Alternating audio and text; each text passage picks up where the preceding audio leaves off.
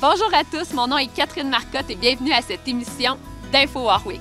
Aujourd'hui, je vais à la rencontre d'Hélène Lemay, directrice générale et artistique de la série culturelle de Warwick. Ensuite, direction le garage municipal pour rencontrer Sylvain Martel, directeur des travaux publics. Par la suite, je rencontre notre conseillère municipale au siège numéro 2, Mme Noëlla Comtois, puis on finira l'émission avec les suggestions de Kim Lavertu, technicienne en loisirs-culture, pour faire la promotion des activités qui se dérouleront au mois de novembre sur le territoire de Warwick. Bonne émission!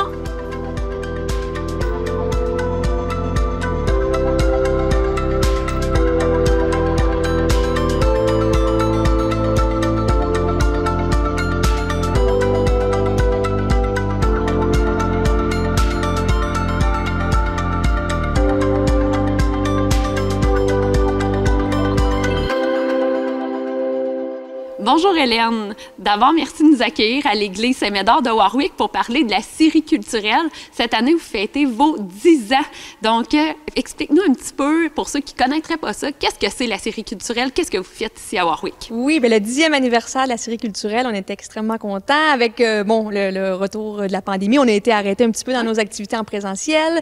On a resté quand même présents de façon virtuelle. On fête donc, oui, 10 ans d'activités, là, des tout début, les balbutiements de la série culturelle jusqu'à aujourd'hui, qu'on est une organisation vraiment bien établie dans la région ici, à Warwick, un organisme sans but lucratif qui a pour mission là, vraiment d'offrir la culture aux citoyens de la ville et de la région là, du centre des Bois-Francs. Donc, on fait venir des artistes internationaux. On est très fiers de pouvoir mentionner là, qu'on a, c'est une plaque tournante ici à Warwick là, pour accueillir ces gens-là. On est vraiment très fiers là, de pouvoir être de ce niveau là, international et de calibre vraiment supérieur. Oui, parce qu'on est chanceux. Hélène, toi, tu viens de Warwick, tu travailles un petit peu partout au Québec et tu as la chance d'avoir un gros réseau de contacts que, grâce à ces contacts-là, bien, Warwick peut profiter d'avoir on utilise l'église, là, mais d'avoir une belle scène culturelle comme ça, là, c'est vraiment le fun. On s'en fait énormément parler.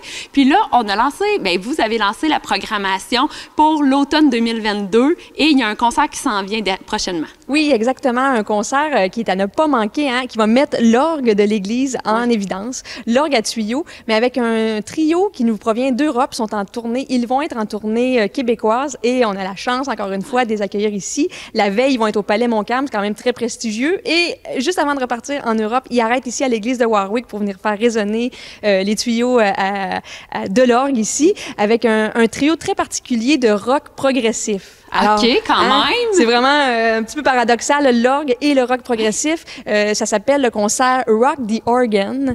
Et ils font du répertoire de Pink Floyd, ils sont avec Genesis, Pat Metheny. On va vraiment dans des directions là, très, très, très particulières.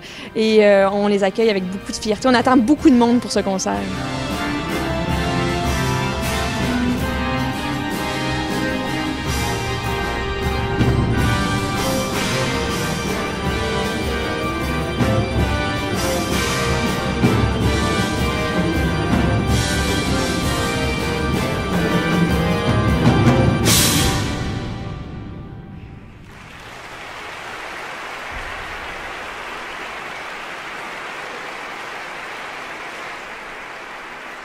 La série culturelle, entre autres, pour souligner son 10e anniversaire, trouvait ça intéressant de vraiment s'impliquer socialement et culturellement. Bon, comme toujours, c'est notre mission, mais avec tout ce qui se passe sur la planète, on se disait comment on peut, nous, participer en tant qu'organisme à ce qui se passe, bon, avec la situation en Ukraine. On était très conscients que notre rapport était une goutte d'eau dans ce qui se passe, mais finalement, bon, le concert Hommage à l'Ukraine, musicalement, ça a été un concert exceptionnel. On a eu beaucoup de gens, plus qu'on pensait, parce que c'était notre premier concert de reprise, à part le concert gratuit de la BAC Mobile, qu'on a eu aussi beaucoup de monde. Alors, vraiment une belle fierté de reprendre nos activités, de sentir que les gens sont encore présents, que les gens sont là, qu'ils nous ont pas oubliés. Et on a la chance de remettre dans les prochains jours là, les fonds qui ont été amassés, puis on a trouvé les gens extrêmement généreux. On s'attendait à rien. En s'impliquant socialement, on se disait, on va voir la réaction des gens, le partage, puis l'implication là, de la communauté. On a été extrêmement impressionnés des gens de Warwick et des environs qui ont vont contribuer à une très, très grande valeur pour un petit milieu comme nous. Alors, c'est vraiment, c'est chapeau pour tout le monde à tous les niveaux. Là, on est super contents là, de comment ça se déroule pour le moment là, avec notre retour en présentiel. Ah, super. Puis là, je reviens un petit peu sur Rock the Organ parce que les billets vont être à vendre là, prochainement. Où c'est qu'on peut se trouver ces billets-là? Les billets sont actuellement en vente chez IGA Marché des Rochers, comme toujours, qui est notre siège social, comme je m'amuse à dire. Donc, les gens peuvent se rendre directement à l'épicerie chez IGA pour se procurer des billets. Sinon, sur notre site Internet, www.serieculturellewarwick.com et en ligne sur toutes les plateformes Google, on peut indiquer Série culturelle de Warwick et les billets sont en vente achetés ici. On peut acheter en ligne avec la carte de crédit. Et pendant que j'y pense, on a une nouveauté, la Série culturelle. Si les gens se présentent à la porte, on a le PayPass. Ah, super! Fait que les gens peuvent se présenter avec la carte de débit, la carte de crédit et ils peuvent acheter directement sur place. Puis ça serait quand même important, je pense, de mentionner à quel point les billets sont super accessibles financièrement. Vous vendez vos billets en 20, 25... pas mal. Absolument, 20-25 $ pour avoir des artistes internationaux, avoir une expérience particulière, parce que ce qu'on offre ici à Warwick, c'est pas offert nulle part ailleurs. Fait que si vous voulez avoir accès à ce concert-là, faut venir ici, suivre nos activités. Et puis, c'est très accessible. C'est notre mission aussi de rendre la culture accessible. Fait que lorsqu'on peut faire des événements gratuits comme la BAC Mobile, on en profite. Sinon, pour pouvoir accueillir là, tous ces grands noms, là, on essaie de garder là, les billets les moins chers possibles pour que les gens, les familles, les couples, vraiment, notre clientèle est hyper variée, donc c'est accessible pour tout le monde. Puis là, il va y avoir une programmation qui va être annoncée pour l'hiver 2022. On s'attend à avoir des nouvelles de ça quand? Très bientôt, restez à l'affût dans les prochains jours, prochaines semaines, ça va être relancé. On était très prudents avec, on est encore en rentrée, la pandémie, tout ça qui est encore un peu présente. Oui. Donc, on voulait officialiser la saison d'automne. L'officialisation de la saison d'hiver est faite, nous, à l'interne. Elle va être relancée là, dans les prochains jours, prochaines semaines. Mais sinon, je peux tout de suite vous mentionner que le 2 avril, on va recevoir l'Orchestre symphonique de Drummondville dans un concert très particulier avec un répertoire de musique, classique, mais très accessible. Eux, ils sont en train de repenser aussi toute leur programmation avec leur chef d'orchestre. Puis, on a la chance de collaborer avec eux. Fait qu'on va recevoir l'orchestre symphonique ici. Puis ensuite, ce qu'il y a dans l'air, là, évidemment, avec la pandémie, notre concert de la LNI, improvisation, ça a été arrêté. Les gens ont encore leurs billets depuis 2019 parce que ça devait avoir lieu en mars 2020. Alors, c'est encore dans les plans de présenter ce concert. On n'a pas la date arrêtée, mais très, très bientôt, ça va être officialisé. Fait que tous les gens qui ont encore leurs billets ou les gens qui sont intéressés à acheter des billets, la LNI va être de retour là, avec 6 comédiens, 6 musiciens.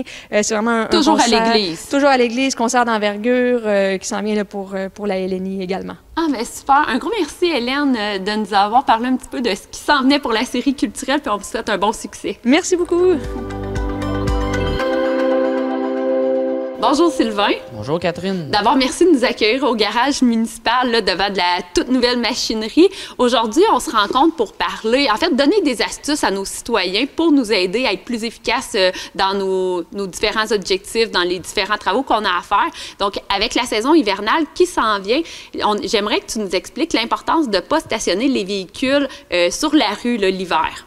Bien, dans le fond, nous, ce qu'on exige, c'est du 1er décembre au 15 avril, c'est de ne pas avoir le droit de stationner dans les rues la nuit parce que souvent, les opérations de déneigement se font la nuit. On essaie de coordonner ça la nuit, justement pour accélérer les opérations. Il n'y a pas de véhicule. Empêcher aussi les possibles accidents, accrocher un miroir à une voiture. Puis, tu sais, c'est ça, ça se fait tout en cadence. Fait que c'est ça, c'est pour ça qu'on demande de ne pas stationner dans les rues la nuit. Là. Super. Puis, en même temps, ça doit être un petit peu pour les mêmes raisons là, qu'on doit être vigilant quand on croise une déneigeuse l'hiver. En plein ça, tu sais, il faut que vous saviez qu'une machinerie lourde, justement, il y a beaucoup d'angles morts. Même si c'est un excellent conducteur, plusieurs années d'expérience, il y a toujours des endroits qu'il ne voit pas quand il est assis dans le véhicule. Puis, tu sais, on avance, on recule. Fait que c'est ça, là. C'est beaucoup d'angles morts dans la machinerie lourde. Puis, c'est pour ça qu'on invite les citoyens à être vigilants là, quand ils plein ça, ils ralentir, quand on voit un flash jaune ou quelque chose comme ça. En opération de déneigement, on demande, si c'est possible, d'être courtois Oui. là, envers l'opérateur de la machine. Super. Puis, je vais diverger un petit peu de l'hiver, mais j'aimerais ça qu'on parle un petit peu de qu'est-ce qu'on fait quand on a de l'eau brune ou quand on est en période du lavage du réseau d'aqueduc. Là, on vient de passer une période. Puis, souvent, on fait des messages aux citoyens d'être vigilants à l'eau brune. Qu'est-ce qu'on leur conseille de faire si jamais l'eau, elle est brune à la maison? Bien, faut savoir que l'eau reste potable. Nous autres, dans le fond, le but des opérations, c'est de faire décoller ce qui est accumulé sur les parois. Là. On a une particularité dans notre eau qu'on a beaucoup de fer, manganèse. Fait en augmentant la vélocité dans nos tuyaux, bien, c'est ça qui fait que tout ce qui est accumulé sur les parois décolle. Oui. Puis ça peut causer, là, c'est ça, justement, de l'eau brune. Ce qu'on dit, c'est de la laisser couler jusqu'à temps qu'elle redevienne claire. Oui. Puis après ça, ben regardez, on peut faire Ouais. les activités normales. Oui, totalement potable, même durant la coloration de l'eau. On augmente la turbidité. Là. C'est sûr que tu n'es pas porté à boire de l'eau qui est brune. Ouais. Mais c'est ça, on la laisse couler. Puis quand elle redevient claire, ben là, on peut l'utiliser comme normalement. Là. Super. Puis là, c'est vous qui recevez les appels quand il y a un refoulement d'égout ou souvent une veine d'eau, des choses comme ça. Qu'est-ce que le citoyen doit faire si ça arrive à la maison? Bien, la première chose à faire, c'est justement d'appeler un plombier. Là, si c'est un refoulement d'égout, tu appelles un plombier parce que parfois, ça peut souvent être sur la partie du côté propriétaire, le bris. Sinon, ben, regardez, le plombier va se faire un rapport, puis ou ben il va appeler la ville directement pour dire qu'il y a un problème. Ouais. Puis sinon, si c'est en dehors des heures d'ouverture, là, il y a le service 911 qu'on peut appeler, puis les autres, ils ont tous nos numéros de téléphone. Puis ils peuvent nous rejoindre quand ils veulent, là, à n'importe quelle heure. Oui, fait que s'il y avait un refoulement d'égout et que c'était pas de la partie propriétaire, les gens peuvent appeler le 911. Bien, c'est ça. Puis Super. là, nous, on envoie une équipe, on va vérifier, puis on règle le problème. Super. Puis là, je change un petit peu de sujet. J'y vais avec les déchets qu'on retrouve, là, que les gens mettent dans la toilette. Et ça amène des conséquences. Donc, pourquoi il ne faut pas mettre autre chose que du papier de toilette? Bien, tout d'abord parce que, tu sais, une toilette, c'est pas une poubelle. Là, Ouais. Je veux dire, tu sais, exemple, il y a été un temps, là, avec la COVID, que c'était beaucoup des lingettes, là. Ça se défait pas. Ouais. Puis Les lingettes désinfectantes. En plein là. ça. Fait que, tu sais, ça peut s'accumuler dans les coudes ou ainsi de suite, là. Fait que... Puis même au niveau du traitement des eaux usées, est-ce que ça amène des Ben, c'est problématiques? Ça se défait pas. Fait que nous autres, il faut les ramasser à la surface Ok. des eaux. Nous, c'est des étangs aéreux. Ouais. Puis il faut enlever ça parce que ça se défait pas. Puis ça peut boucher les pompes, ça peut, tu sais, toute la tuyauterie, les clapets d'installation de pompage, Ouais. toutes ces choses-là, c'est des entretiens de plus qu'on n'aurait pas normalement à faire, là. Aussi, ce qu'on retrouve aussi qui peut boucher, là, que le monde ne pense pas, c'est la litière à chat. Là. Il y en a Qui clenche ça? qui jettent ça dans les toilettes. Ah! Puis là, ben là, à un moment donné, c'est un agglomérant, fait que ça finit par boucher.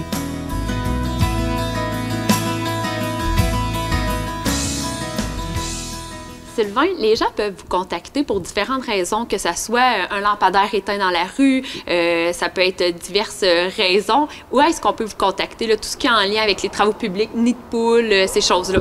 Ben, vous pouvez appeler directement au service des travaux publics. Oui. Le numéro à composer, c'est le 819-358-4321.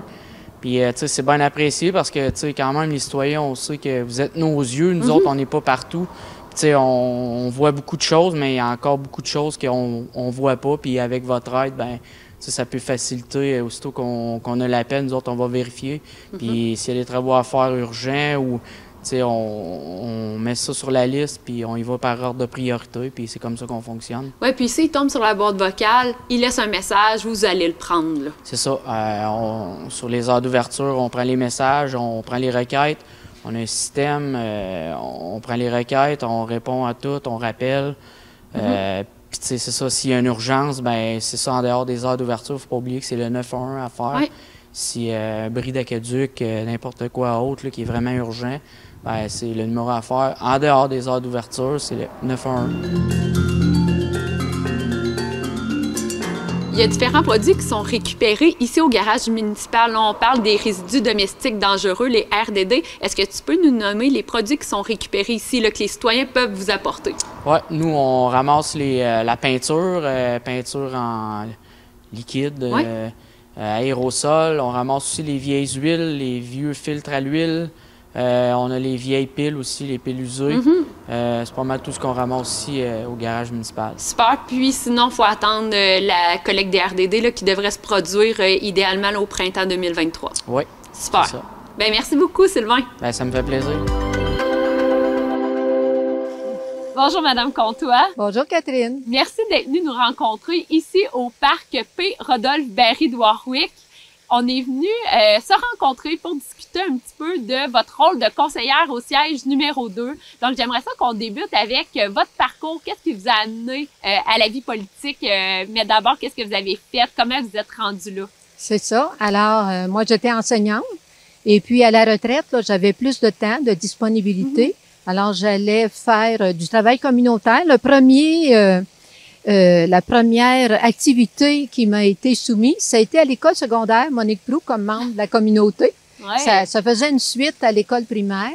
Puis ensuite, je suis allée dans la FEAS locale comme présidente, dans les différents comités aussi, avec toute une belle équipe. Et puis à la FEAS régionale comme vice-présidente. Quand même! Et puis, dans cette activité-là de la FEAS, il y a beaucoup de dossiers qui rejoignent les dossiers de la politique. J'ai remarqué ça avec le temps, que ce soit l'environnement, que ce soit la place des femmes dans différents milieux, en politique ou ailleurs.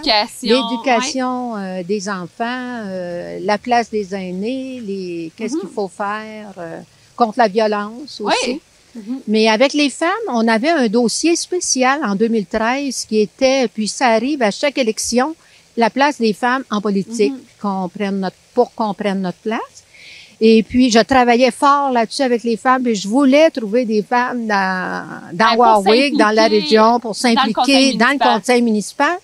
Parce que en 2013, il n'y avait pas de femmes dans le conseil. Ça a changé. Ça a changé depuis beaucoup, hein. On a travaillé fort. Les femmes de mon âge ont toujours pensé que c'était pas nécessairement notre place, mais j'ai réalisé que je faisais de la politique en m'exprimant sur différents sujets, puis que les gens autour de moi me connaissaient peut-être mieux que je me connaissais moi-même à ce moment-là. Alors, c'est comme ça que j'ai fait le saut en politique, que j'ai décidé d'y aller. Puis, j'ai aussi rencontré des femmes qui étaient en politique. Il y avait une France qui était au centre contact, Madame France Douville, je pense. Et puis, une autre de Victoriaville que j'avais connue à la chorale, justement. Et puis, j'ai parlé avec ces femmes-là. Puis, c'est ça. Ça vous a donné le goût. C'est ça. Oui. Super. Puis je le regrette pas. Non, je suis contente. Ouais. Puis, depuis maintenant quelques années, vous avez eu des gros dossiers. Je pense que la mise en place de la politique municipalité Amis des aînés était un de vos gros dossiers à travers les années. J'aimerais ça que vous m'en parliez un petit peu des comment c'est arrivé, puis quels ont été les grands succès en lien avec ce dossier-là. Bien, c'est ça, la politique UMADA. Dans le fond, ça m'intéressait parce que j'avais du temps pour ça. Puis on devait faire, c'était la première politique. On travaillait avec Espace Muni. Et puis, c'est ça, à la ville, on nous offrait des services, puis même à la MRC. Et je peux dire que la première année, ça a été tout un défi. D'abord, c'était nouveau, on ne connaissait pas trop. Il a fallu, je suis allée passer des vacances avec mes cahiers, des fois, pour lire qu'est-ce qu'il en était. Mais on en est arrivé, même si ça changeait de personnel beaucoup au début. Mais avec ça, ben, on est arrivé à faire une première politique. On l'a toujours enrichi. Puis c'est grâce aussi à la participation. Nous avons fait des sondages. Et puis nous avons fait aussi des réunions pour connaître l'opinion des gens.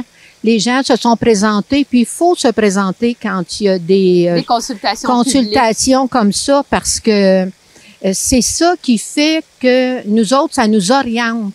Parce que c'est pas nos idées juste à nous autres, là.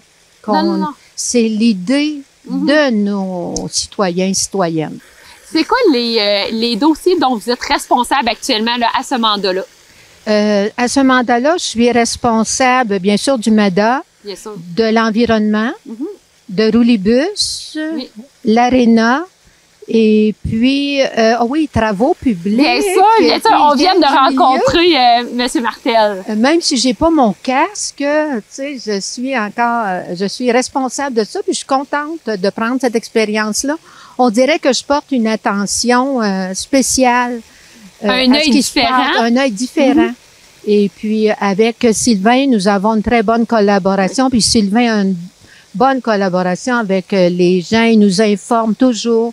Il y a une vision sur plusieurs années quand on regarde les chemins à faire dans la ville ou les différents travaux. C'est sûr que des fois, on voudrait toutes les faire. On voudrait répondre aux besoins de tout le monde, mais ça prend des sous, puis ça prend... on en fait... Il y a le temps aussi. On a notre personnel ils travaillent, mais ils ont droit à des vacances aussi. Puis, faut équilibrer ça.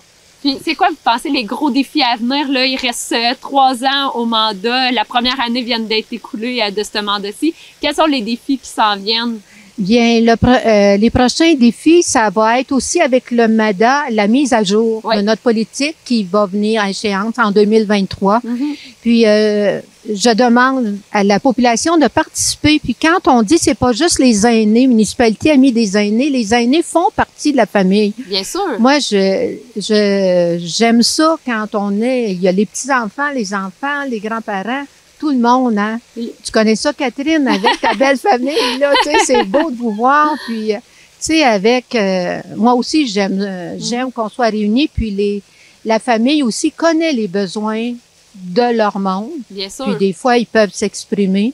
Puis aussi, peut-être aller chercher l'idée des personnes que c'est plus difficile pour eux autres parce que des fois, on a des gens qui, pour différentes raisons... D'aller chercher, en fait, un des défis, ça serait d'aller chercher les gens qui s'expriment un petit peu moins facilement, qui sont plus difficiles à les rejoindre. Un peu moins facilement, puis qui sont en hébergement ou bien donc, qui pensent des fois qu'ils ne font rien. Ben moi, je pense que chacun on fait quelque chose. Quand vous encouragez votre petit-fils, votre petite-fille, vous l'aidez, vous le soutenez, il y a des belles histoires à ce sujet-là. Alors, je veux dire aux aînés, à ces aînés-là qui sont moins capables de travailler physiquement, sont encore bons mentalement.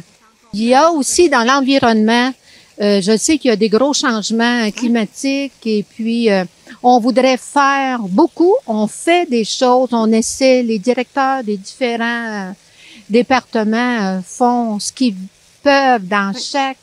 Puis, mais on va y arriver, mais c'est pas facile de... Un pas à la fois. Oui, c'est ça. On essaie d'améliorer, puis on participe avec le Corporation de développement durable, nous donne des bonnes idées, on le dit à nos entreprises, à nos commerces, puis c'est comme ça, on va y arriver, c'est ça. Bien sûr. Ouais. Merci beaucoup, Madame Comtois. Ben, ça fait plaisir, Catherine. Merci. Bonne journée. Bonjour Kim. Bonjour Catherine. Merci de nous accueillir à la bibliothèque. Donc, tu vas avoir plein d'activités qui s'en viennent pour le mois de novembre. Est-ce que tu peux nous dire qu'est-ce qui va arriver pour toute la clientèle? Oui, donc dès ce vendredi, le 4 novembre, on va recevoir Extraction, jeu d'évasion à la bibliothèque. C'est une journée pédagogique, une activité parfaite pour les adolescents ou les familles. En fait, Elisabeth d'Extraction va se déplacer ici. Ça va être un jeu sur table, donc il faut réserver pour venir jouer 10 énigmes à résoudre. Ah, super. Puis, ça se passe toute la journée. Ils peuvent débarquer un petit peu à l'heure qu'ils veulent. À partir de 13h30. Super. Ensuite, samedi le 5 novembre, ce sera l'heure du conte à 10h. Pour le mois de novembre, pour remettre un peu de couleur dans nos journées, ça va être une thématique licorne. Donc, on va lire le conte Sophie Delorme, experte en licorne, et on va se faire un joli bricolage de licorne aussi, de toutes les couleurs. Super. Puis là, on invite les parents à s'inscrire. Oui. Ils peuvent appeler directement à la bibliothèque. Oui, appeler à la bibliothèque directement ou quand ils sont de passage à la bibliothèque, ils peuvent le dire à nos collègues et ils vont prendre ça en note. Puis encore sur Facebook. Oui. Oui, super. Exact. Ensuite de ça, on a mercredi le 16 novembre, qui est un mercredi soir à 18h30. On va recevoir Pierre-Luc Côté, qui est un grand voyageur, pour une conférence voyage sur l'Inde. Donc, ce sera une conférence qui va être super populaire, très, très, très, très important de s'inscrire. OK. Puis, est-ce qu'il y a des frais reliés à ces activités-là? Actuellement, pas de frais pour ces activités-là. Super, donc juste à s'inscrire. Juste à s'inscrire, tout est gratuit. Merci. Finalement, vendredi le 18 novembre, on va avoir nos English Tea Time qui vont être de retour.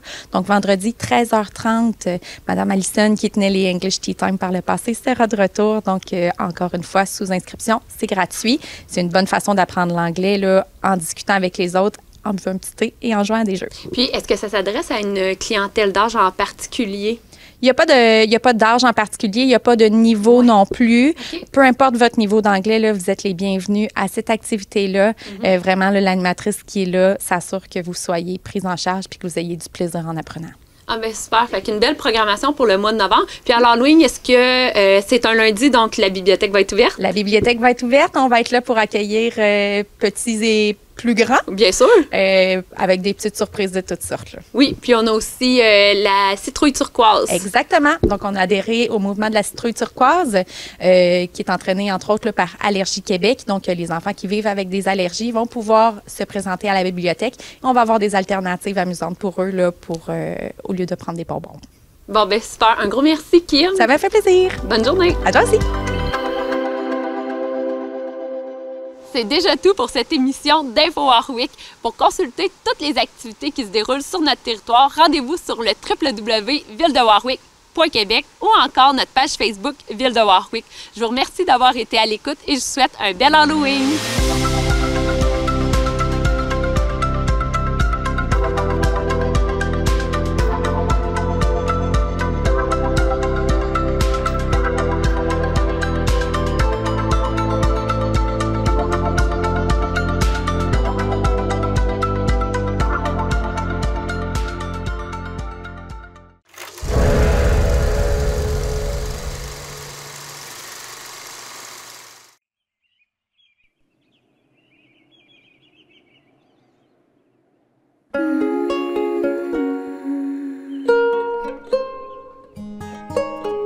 Vous m'avez accueilli à bras ouverts dans cette maison du monde.